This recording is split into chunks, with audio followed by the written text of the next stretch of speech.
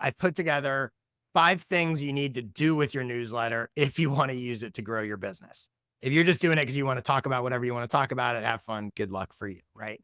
But these 5 things, if you want to use it as a tool to grow your business. So, number one, the value your newsletter delivers needs to align with the value your business delivers. So, if your business is designed to help entrepreneurs generate sales, your newsletter should not be about work life balance because you're going to attract people interested in work life balance, not people interested in generating sales, which is ultimately the product. So, alignment is huge.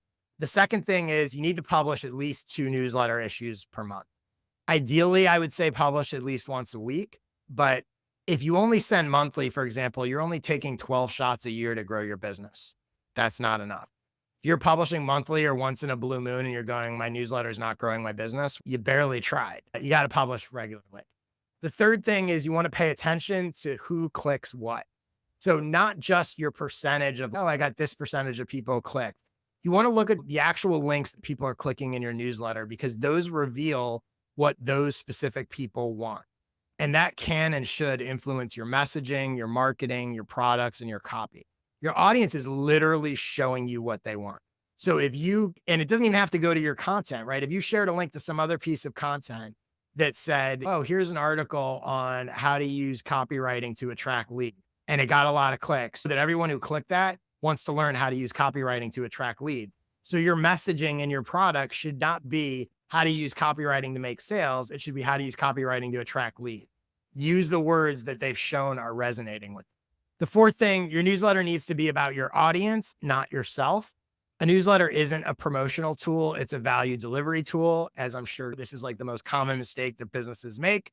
Don't just send emails talking about how great you are and asking people to buy stuff. Figure out how you can deliver value to them through those emails, and then they will want to buy stuff. And then the last one here, the last thing to do with your newsletter, if you want to use it to grow your business, is don't write about the thing, help readers do the thing.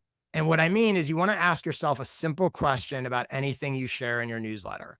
You want to ask, what can my readers do after reading this that they couldn't do before? The way a newsletter grows your business is by helping people take meaningful action toward their goals, not just by giving them stuff to read.